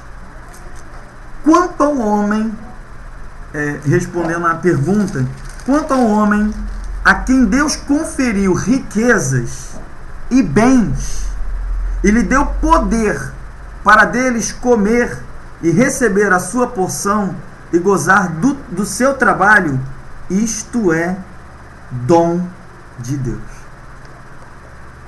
Então quem dá esse dom é Deus. Não há nada de errado nas riquezas, não há nada de errado em gozar dos bens, não há nada de errado, mas isso quem dá e quem confere é Deus.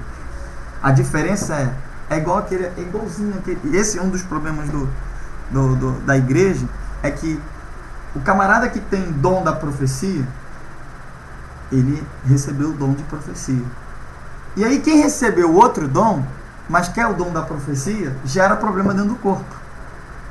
Porque ele tem um dom, não trabalha o seu dom, porque ele acha que aquele dom é inferior, ou é esquisito, ou enfim, não vamos aqui nos ater nessa questão, mas ele quer o dom do irmão, do outro que tem o dom da profecia. E aí quem sofre com tudo isso? O corpo. É exatamente o que está acontecendo aqui. Se Deus deu o dom a fulano, Deus deu essa graça a fulano, porque sabe da estatura e conhece o coração daquela pessoa. O problema é quando eu não tenho esse dom e faço de tudo para querer aquele dom. E aí o que eu vou fazer? Eu vou correr atrás dele. E isso é correr atrás de vento. É isso que o pregador está dizendo. Correr atrás destas coisas é ter o fim em si mesmo. Eu estou buscando essas coisas não porque é um dom para edificar o Deus, que é a manifestação do amor ao próximo. Que essa é a realidade do reino. Mas eu vou buscar para mim mesmo. É o meu contentamento. É o meu prazer. Quando na verdade Deus dará isto ao outro, porque Deus tem prazer desta realidade no outro. E no outro. E não em nós. Não em mim ou não em nós, ou em cada um de nós. E não vou ler os textos porque já avançou muito a hora. Mas todos esses registros ficam a essência de uma só coisa. que diante do salmo que foi proposto para esta noite, toda a nossa vida, tudo, ela está e deve estar mergulhada naquele que originou todas as coisas.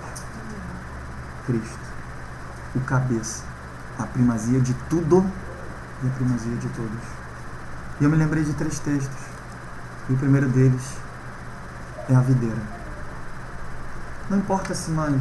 Um ramo pode ser um ramo mais grosso, pode ser um ramo mais fino, pode ser um ramo mais comprido, um ramo mais estreito. E se ele não estiver ligado à videira, ele estará seco. Não terá a vida, não carregará a vida, não servirá para nada. Nem de apoio. Se ele estiver seco e um pássaro montar lá em cima dele, lá, pousar em cima dele, vai quebrar. Plac! Quebra. Não tem utilidade nenhuma. E é por isso que o Senhor falou: sem mim, nada podeis fazer. A nossa vida, em todas as suas vertentes, ela só é vida se estiver arraigada na árvore da vida. Sem isso, não é vida. Não será vida. Não manifestará a vida do reino de Deus, que consiste exatamente no amor. Em segundo texto profético de Jeremias, quando ele faz aquela exclamação: ah, céus, ó terra, espantai-vos, porque isto nem mesmo aqueles loucos, estou falando nas minhas palavras, aqueles loucos que servem, né, a Mamon, a Baal, nunca fizeram isso, abandonar o seu Deus. Nunca fizeram. Mesmo que estivessem em total loucura e mentira, mas eles nunca deixaram. Mas vós, Israel, deixastes um manancial de vida. E pior, 2 coisas vocês fizeram pior. Deixaram um manancial de vida, que é a fonte de vida. E outra, ainda estão insistindo em cavar cisternas rotas que não podem segurar a água. A água vai embora. Cristo é um manancial de vida. Sem Ele, nada somos. Podemos estar até fisicamente falando, andando, respirando, comendo, saltando, trabalhando, fazendo tudo isto. Mas também, como dizem os evangelhos, estaremos como sepulcros caiados, que por fora estão belos, formosos, mas por dentro podres, mortos, fétidos. Então, a realidade de estar ligado ao manancial de vida é essencial.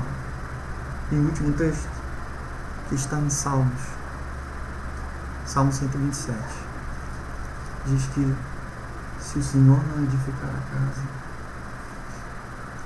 em vão trabalham aqueles que procuram edificar. Se o Senhor não guardar a cidadela, em vão vigiam os sentinelas.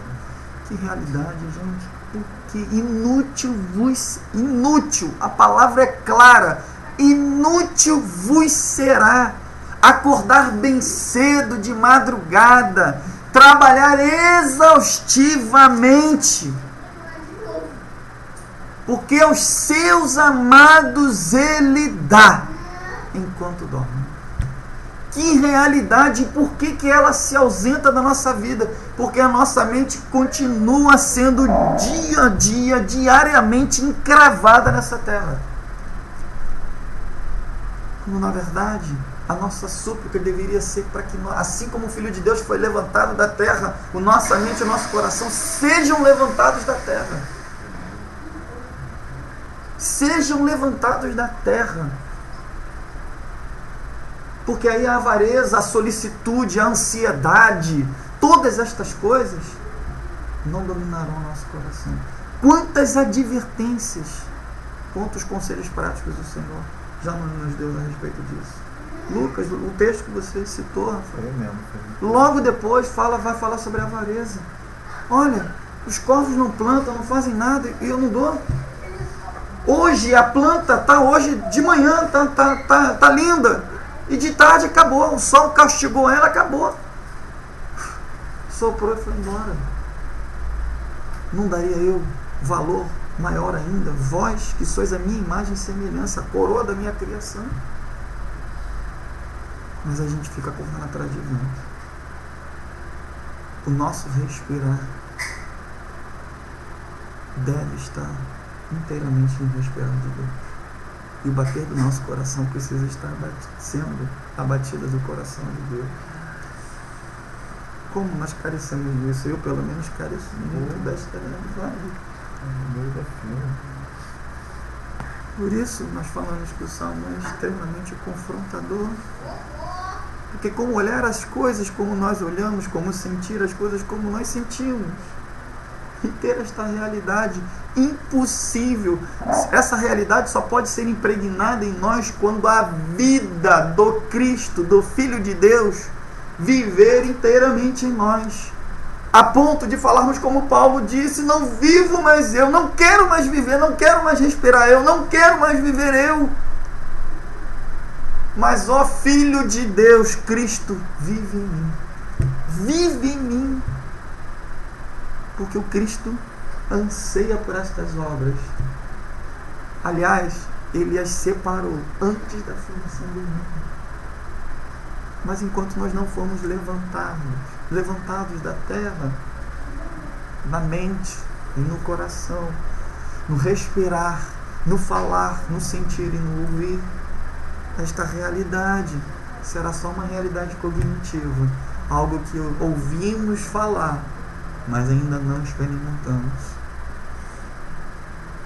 O desejo do meu coração é que o Senhor pulse em nós, pulse em nós esta ardente necessidade e expectativa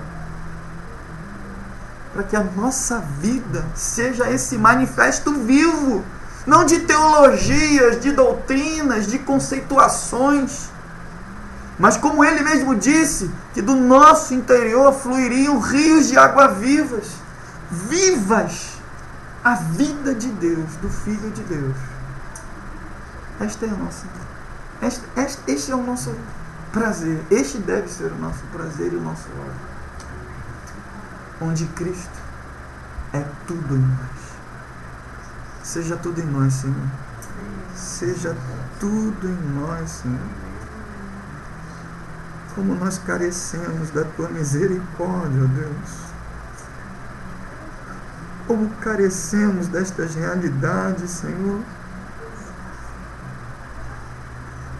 Poderemos experimentar estas realidades, Senhor, ó Deus, se o homem velho for despido de nós, Senhor.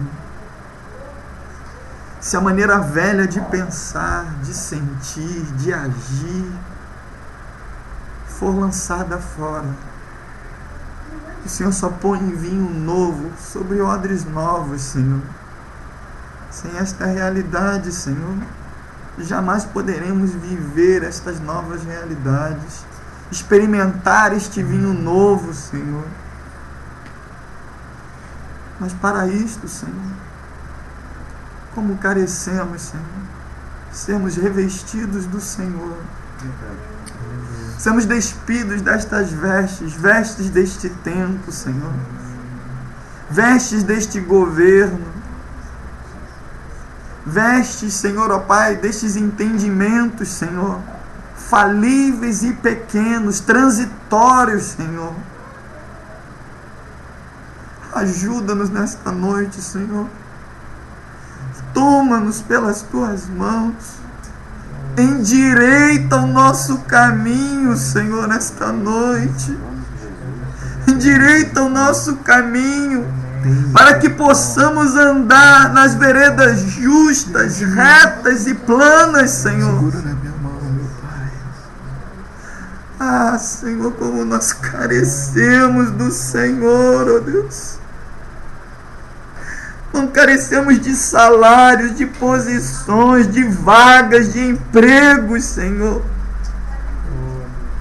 De Ti, Senhor, vem o nosso alimento, de Ti vem a nossa provisão, de Ti vem o nosso sustento, Senhor. Aleluia, Jesus. Ah, Senhor, tem misericórdia, Senhor. Porque somos homens pequenos e falíveis, Senhor. Como carecemos de Ti, Senhor. Levanta-nos deste tempo, Senhor. Levanta-nos, Senhor. Levanta-nos e reveste-nos, Senhor, nestas realidades. Torna esta palavra viva e operante, Senhor, na Tua igreja, Senhor. Para que a Tua igreja não seja conhecida como aquela, Senhor, a Deus, que anda sobre o seu próprio caminho, Senhor. Mas que a Tua igreja, Senhor, reflita a Tua essência, o Teu caráter, a Tua santidade, a Tua vida, o Teu amor, ó Deus. Nesta noite, dai-nos amor pelas almas, Senhor. Dai-nos amor pelas almas, Senhor. A começar em nós, Senhor, dai-nos amor pelas almas que padecem, Senhor. Que dia a dia, Senhor, ó Pai, são levadas, Senhor, pelo aguilhão da morte, ó Deus. Dai-nos amor pelas almas, Senhor. A ponto de não olharmos mais, Senhor, ó Pai, para nós mesmos, homens egocêntricos, Senhor.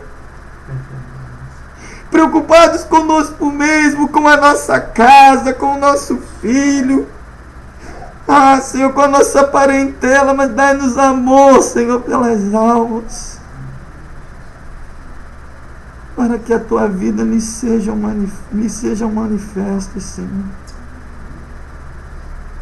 Tem misericórdia, Deus. Misericórdia clamamos nesta noite, Senhor. E forma em nós, Senhor,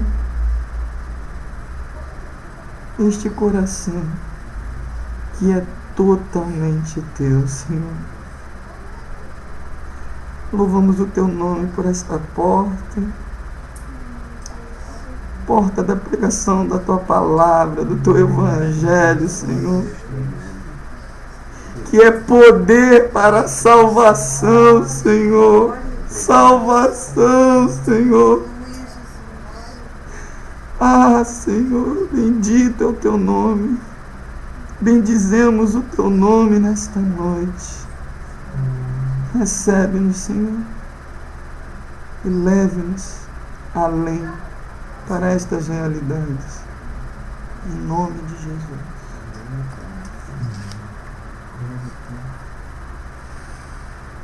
Aleluia. Pai, em nome de Jesus, eu quero estar com meu coração em oração. Sinto assim o desejo, Senhor, e quero proceder, ó Pai. Deus, pedindo, Senhor, a Tua graça, a Tua infinita misericórdia, ó Deus, sobre as nossas vidas, Senhor. Misericórdia queremos, Pai, sacrifício não. Misericórdia, Senhor, misericórdia, misericórdia. Senhor, eu quero me humilhar diante da Tua presença, Senhor, porque sou carne de imundícia, Senhor, eu sou falho. Eu dependo do Senhor, ó Deus, a minha suficiência vem do Senhor, ó Pai. Por isso me prostro aos Teus pés, Senhor, e peço a Tua misericórdia, Senhor, a Tua graça sobre a minha vida, sobre a vida de cada um que está aqui, Senhor. Senhor, nós pregamos hoje, Senhor, a Tua palavra nos trouxe uma ideia, Senhor, de como nós estamos andando na contramão, a igreja está andando na contramão. Perdoa o nosso pecado. Meu Deus, eu não imagino quem vai pagar essa conta, Senhor. Senhor, não imagino, Senhor, porque ela é muito alta. Jesus, oh meu Pai, não há pedido de perdão em expressão para Ti, meu Deus, deste débito, ó Pai. Tem misericórdia de nós, Senhor, não nos deixe cegos, não nos deixe por engano. Levanta uma igreja, Senhor, que enxergue, que tenha alvo, que tenha objetivo. Levanta uma igreja, Senhor da glória, que mude este quadro, Senhor. Oh, Senhor, que não se conforme, ó Pai, com o conforto, meu Deus, com a aparência, Senhor, com ostentando, Senhor. Meu Deus, como ímpio, meu Pai, foi citado aqui, a vaidade, Senhor, as coisas da terra, Senhor, tira do nosso coração. Meu Deus, tem misericórdia, te peço, Senhor, tem misericórdia. Eu concordo com o coração do teu filho, que ele pediu, Senhor, ele clamou, Senhor, mas, Senhor, ouve, Senhor, a voz, Pai, da aflição do meu coração, do meu desespero também, ó Pai. Meu Deus, porque nós cremos, Pai, que a nossa oração não é em vão, porque o Teu Espírito, ó Deus, Ele intercede por nós com gemidos inexprimíveis. Tu és Deus soberano e poderoso, Senhor, para abrir uma porta, para dar um escape, Senhor, para trabalhar, Senhor, sabiamente, como Tu és, ó Deus sábio. Oh Deus, leva os Teus servos também para as suas casas com amor, com segurança, assim como o Senhor os trouxe. Em nome de Jesus, Senhor, eu peço por cada vida aqui, ó Deus, dá livramento, Senhor. Dá livramento, Senhor, de confusão, de assalto. Dá livramento, Pai. Deus, em nome de Jesus Cristo, eu repreendo, Senhor, todo espírito maligno, Senhor. Meu Deus, que arquiteta planos, Senhor, contra a vida dos Teus servos. Jesus de Nazaré, em nome de Jesus, em nome de Jesus, na autoridade do nome de Jesus Cristo, envia, Senhor, em nome de Jesus, anjos, Pai, oh Deus poderoso, Senhor, para dar livramento, ó Pai, de assalto, meu Deus, balas perdidas, Senhor, todo cheiro, Senhor, de horror, de desgraça, atropelamento. Jesus, dai-nos, Senhor, em nome de Jesus, meu Pai, a Tua provisão, ó Pai. Oh Senhor, em nome de Jesus eu te peço, Pai, porque eu tenho certeza que pela Tua graça e pela Tua misericórdia, meu Deus, o Teu sangue, Senhor, está sobre nossas cabeças, Senhor, salpicado sobre nós. Oh Senhor, e o anjo da morte, meu Deus, aquele que passou no Egito, meu Deus, e viu no umbrais da porta o sangue do Cordeiro, oh meu Pai, não tocou, ó Pai, eu tenho certeza, Senhor, que também em nós não tocará, meu Deus, porque o Senhor é conosco, Pai. Pai, a não ser que o Senhor nos toque, Senhor, é diferente. Oh meu Deus, em nome de Jesus eu te peço, Pai, tem misericórdia de nós. Amém e amém. Glória a Deus. Glória a Deus.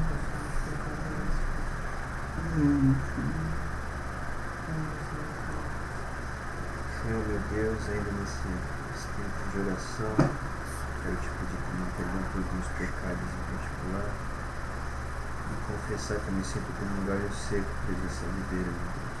Eu não vejo frutos do Espírito sendo frutificados através de mim, Pai. Eu só vejo frutos da carne no meu dia a dia. Te peço, então, em nome de Jesus, que como aquela igreja que se orientou em Apocalipse, que o Senhor venha lavar meus olhos com o colírio, eu enxergar somente o Senhor e não enxergar mais a terra e a sujeira onde eu vivo. Lava minhas mãos também, limpa meus ouvidos, meu Senhor. Guarda minha boca, Pai, assim como o Senhor fez lá com Isaías. Toca minha boca, para que eu não fale mais coisas que não vêm do Senhor, meu Deus, em nome de Jesus. Me ajuda, Pai, que eu não consigo sozinho. Meus irmãos já ensinaram aqui, sem o Senhor eu não posso fazer nada. Me dá força para continuar. Me diminui muito de mim mesmo, Senhor. Me derrota, Pai, em nome de Jesus. preciso que o Senhor me derrote, me canse, me traga depois no teu ombro para dentro do teu nome. As coisas grandes, em nome de Jesus, Senhor. Eu te peço, eu te agradeço, sabendo que o Senhor me faz justo para cumprir, independentemente das minhas atitudes. Glória a Deus. A concordância também com as meus irmãos. Entramos humildemente do Senhor. Declaramos a dependência do Senhor. Pedir perdão pelos meus pecados, pelas minhas transgressões. Como eu preciso desse sangue precioso. Só o Senhor tem poder de nos perdoar pelos nossos dias. Só faz ensino a tua palavra, Senhor. Só proclamando o sol, bater no peito, diz: tem misericórdia de mim, sou pecador. Muito obrigado, porque também percebemos a paciência do teu Espírito, Senhor, em nos ensinar e nos mostrar a nossa real condição, o desejo do teu coração de trabalhar na nossa vida, Senhor. Mesmo sendo tão limitados, Senhor. E às vezes disputando, não entendendo, Senhor, tão vagaroso, tão tardio. Mas o Senhor é tão misericordioso, o Senhor é tão amoroso. Muito obrigado, Senhor, porque o Senhor não tem ficado calado. Mas o Senhor sempre tem sido fiel, Senhor, falar aos nossos corações, Senhor. Obrigado por isso, Senhor. Queremos lembrar do nosso irmão Álvaro, Senhor, que o Senhor possa estar consolando teu filho lá no seu hospital, Senhor. Que possa estar ministrando o coração dele, Senhor. Às vezes um susto para nós é sempre uma forma do Senhor falar com a gente de alguma maneira, Senhor. Que o Senhor possa estar falando no coração do teu filho naquele lugar, Senhor. Que o Senhor continue sendo Deus em toda e qualquer situação, Senhor. E às vezes, quando parece que normalmente está tudo muito escuro, às vezes o Senhor começa a variar algumas coisas. Como o teu servo também falou nessa noite, essa contradição, Senhor. Quando nós perdemos e nós ganhamos. Quando nós nos sentimos por baixo, então o Senhor nos toma pela mão e nos faz andar sobre as águas. Provavelmente as coisas não fazem muito sentido para a gente, o Senhor começa a dar o sentido do Senhor na nossa vida. Paz. Muito obrigado. Pai, que deixa eu agradecer, Senhor, pelo privilégio de estar aqui. Senhor, porque podemos estar em tantos lugares, Senhor, nessa hora. Estou aqui, Senhor, junto com meus irmãos, aprendendo mais de Ti, Senhor. Isso é tão valioso, Deus. Nenhum dinheiro nesse mundo poderia pagar esse momento, Senhor. E eu te agradeço de todo o meu coração. Senhor, eu quero te pedir algo muito especial, Senhor, para as nossas vidas nessa noite. Eu quero te pedir, Senhor, que cada palavra que o Senhor falou conosco aqui não venha sair da nossa mente nem do nosso coração. Que a cada minuto dessa semana, a começar desse instante, Senhor, isso venha estar, Senhor, remoendo dentro de nós. Que o Senhor venha estar trazendo a nossa memória, Senhor, em cada palavra, Senhor, cada letra que foi falada nesse momento aqui nesse lugar, ó Deus. E que possamos de fato viver a Tua palavra, Senhor. Porque Deus falamos às vezes tantas coisas, Senhor, e não vivemos nada, Deus. Que possamos começar a viver, Senhor. Muitas vezes pregamos tantas coisas, estamos tão vazios, Senhor. Estamos, Senhor, andando em outras direções daquilo que falamos, Deus. Nos ensina, Senhor. Nos ensina a amarmos os próximos, Senhor. Ó Deus, qual a diferença que há nessas pessoas, Senhor, que se doam totalmente? Qual a diferença que amor é esse, Deus? Queremos conhecer esse amor, Senhor. Esse amor que faz uma família abrir o lar enquanto há drogados dentro, Deus. queremos estar com esse amor dentro de nós, Senhor. Pelo menos eu quero, Senhor. Me ajuda, Senhor. Me ajuda a amar as pessoas dessa maneira. Esse amor louco, maravilhoso, Senhor, que senta, Senhor, no meio da rua do lado do mendigo e abraça e gasta tempo, Senhor. Nos ajuda, Senhor, a termos tempo para essas coisas, Deus. Nos ajuda a priorizarmos o Teu reino. Nos ajuda, Senhor, verdadeiramente não darmos importância para aquilo que achamos que é importante. Senhor, aprendemos nessa noite que estamos numa contramão totalmente diferente daquilo que temos que fazer, Senhor. Espírito Santo, que nessa semana traga a nossa memória, Deus, a cada minuto, aquilo que Tu tem para nós, que possamos nunca esquecer, Senhor, para que estamos aqui e para onde nós vamos, Senhor.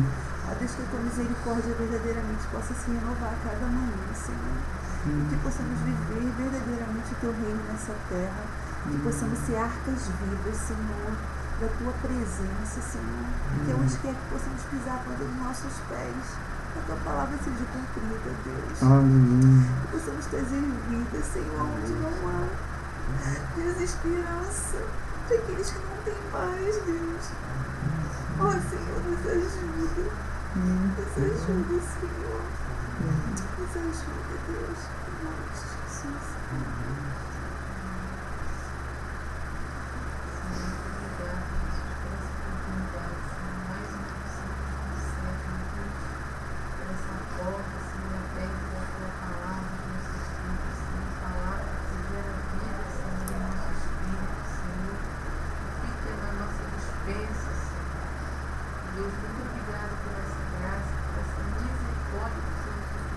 Queremos te louvar, te agradecer, Senhor, por esse amor incomparável que o Senhor tem por cada um de nós. E que, Pai, nesses dias mesmo, o Senhor venha despertar a cada um de nós, despertar a tua igreja, Senhor, a liderança da igreja, Senhor, para que possamos, ó Pai, que o teu reino venha sobre nós, Senhor. Em nome de Jesus, ó Pai, que o Senhor venha realmente trazer essa cura em nossas almas, essa cura em nosso coração, Senhor, para que a gente possa viver, Senhor, aquilo que o Senhor deseja que vivamos, ó Pai, porque é a Ti, Senhor, que nós temos que servir, Senhor. O Senhor não é o nosso servo, mas é nós que somos os Teus servos, Senhor. Nos ajuda, nos ensina a sermos Teus amigos, nos ensina, Senhor, a amarmos o Senhor acima de tudo e de todos nessa terra, Senhor, e tudo mais, ó Pai, que o Senhor possa verdadeiramente, Deus, prevalecer em nossos corações, que o Senhor venha nos vencer a cada dia, Senhor. Sabemos que não é fácil, Senhor, não é fácil lutar contra nós mesmos, Senhor, mas graças a Deus que nos deu o Espírito Santo, Senhor, que é o nosso ajudador, é aquele, Pai, que nos guia a toda a verdade, Senhor. Obrigada, Senhor, pelo Espírito Santo de Deus, Pai, que nos traz, Senhor, essa graça, Senhor, de Te conhecer mais, Pai. Ah, Deus, que o nosso coração, Senhor, possa se inclinar a se render, Senhor, aos Teus pés, porque o lugar de honra do homem, Senhor, é aos Teus pés, Senhor. Este é o verdadeiro lugar de honra do homem, Senhor. Muito obrigado pela graça, Senhor, de se fazer conhecido a nós, ó Pai, através da Sua palavra. Nós Te louvamos, bendizemos o Teu nome, Te agradecemos por esse momento de palavra e oração na Tua presença, Senhor. Em nome de Jesus. Amém, Senhor. Amém, meu Pai, que tremendo. Teu sangue leva-me além. Lembrei desse hino. Todas as alturas, eu ouço sua voz. Fala-me de tua justiça. Esse salmo que você leu agora.